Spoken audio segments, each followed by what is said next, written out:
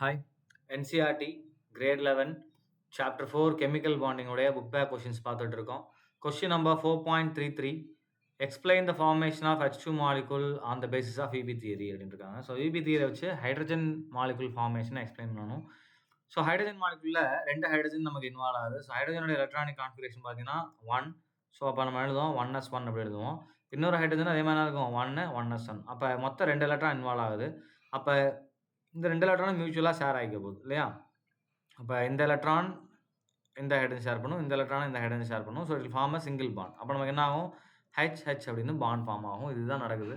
Right, இதை வந்து MO மூலமாக எக்ஸ்பிளைன் பண்ண சொல்கிறாங்க.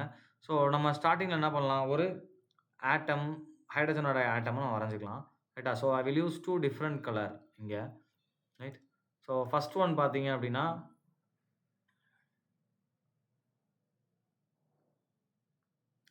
வயலட் கலரில் எடுத்துக்கிறேன். ரைட்டா? ஸோ இது என்னது? இது ஃபஸ்ட்டு ஒன். இது ஒரு ஆட்டம். ரைட்டாப்பா? ஸோ இங்கே நமக்கு என்ன இருக்கும்? எலக்ட்ரான் இருக்கும் இல்லையா? ஸோ இங்கே ஒரு எலக்ட்ரான் சுற்றிக்கிட்டு இருக்கும். இந்த எலக்ட்ரான் நான் என்ன பண்ண போகிறேன் அப்படின்னா இன்ட்டு மார்க் போட போகிறேன். ஸோ இங்கே இருக்கிறது என்னது? ஒரு எலக்ட்ரான். இத்தனை மார்க் தேவையில்லை. ஸோ இங்கே இருக்கிறது ஒரு எலக்ட்ரான் சுற்றிக்கிட்டு இருக்கு. ரைட், அதே மாதிரி அடுத்த ஹைட்ரஜன் ஆட்டம் போடுறேன். ஸோ இது ரெட் இன் கலர். ரைட்டா? ஸோ இது இன்னொரு ஹைட்ரஜன் ஆட்டம். இதுலேயும் நமக்கு என்ன இருக்கும்? எலக்ட்ரான் சுற்றிக்கிட்டு இருக்கும். ரைட், ஸோ இது நியூக்ளியஸ். இப்போ அது ரெண்டையும் டிஸ்டிங்விஷ் பண்ணுறதுக்காக நான் என்ன பண்ணுறேன்? 2 ஹைட்ரஜனுக்கு 2 கலர் கொடுத்துட்டேன்.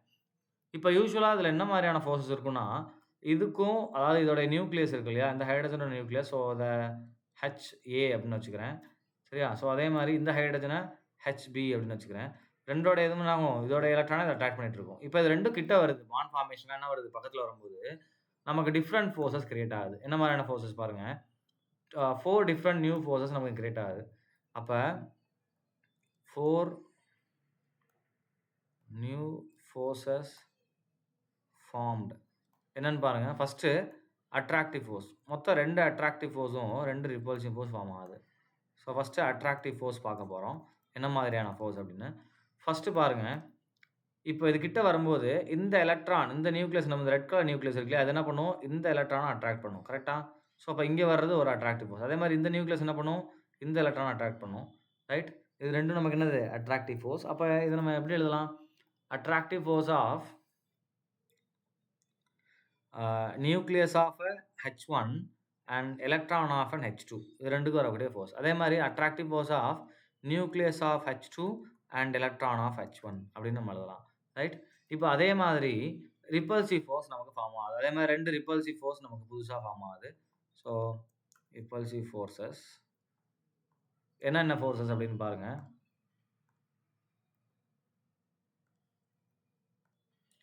ஸோ இப்போ இந்த 2 நியூக்ளியஸ் இருக்கு இல்லையா? அதாவது இந்த H1ஓட நியூக்ளியஸும் இந்த H2ஓட நியூக்ளியஸ் அப்போ நமக்கு ரிப்பல் பண்ணும். ஸோ இது ஒரு ரிப்பல்சிவ் ஃபோர்ஸ். அதே மாதிரி இந்த 2 எலக்ட்ரான் நமக்கு என்ன பண்ணும்? ரிப்பல் பண்ணும். ஸோ இது ஒரு ரிப்பல்சிவ் ஃபோர்ஸ். ரைட்டா? மொத்தம் 2 ரிப்பல்சிவ் ஃபோர்ஸ் இங்கே நமக்கு ஃபார்ம் ஆகுது. ரைட், அப்போ ரிப்பல்சிவ் ஃபோர்ஸ் எப்படி எழுதலாம்? Electron of H1 and electron of H2. இது ஒரு ரிப்பல்சிவ் ஃபோர்ஸ். அதே மாதிரி ஸோ அது 1. அண்ட் ரெண்டாவது பார்த்தீங்க அப்படின்னா நமக்கு என்ன ஆகுது? Nucleus of H1 and nucleus of H2 repulsive force. அப்போ நமக்கு என்ன ஆகுது? 2 attractive force and 2 repulsive force form ஆகுது. அப்போ அது கிட்ட வர வர என்ன ஆகும் அப்படின்னா, ஸோ ரொம்ப கிட்ட வந்துச்சுன்னா என்ன ஆயிரும்? ரிப்பல்சிவ் ஃபோர்ஸ்னால் ரிப்பல் ஆயிரும். ரொம்ப தூரமாக போச்சுனாலும் அட்ராக்டிவ் ஃபோர்ஸ்னால் அட்ராக்ட் ஆகும். அப்போ எப்போ பாண்ட் ஃபார்ம் ஆகும்னா, so bond is formed. Bond formation condition when net attractive force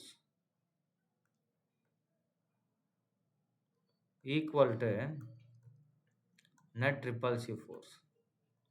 so net attractive force வந்து நெட் ரிப்பல்சிவ் ஃபோர்ஸுக்கு ஈக்குவல் ஆகும்போது நமக்கு என்ன ஆயிரும்? இந்த இடத்துல பாண்ட் ஃபார்ம் ஆயிரும். ஸோ இதுதான் என்னது? நமக்கு ஹைட்ரஜன் மாலிகுல் ஃபார்மேஷனோட எக்ஸ்பிளனேஷன். ரைட், அப்போ ஹைட்ரஜன் பாண்ட் ஹைட்ரஜன் நமக்கு எப்போ ஃபார்ம் ஆகும்?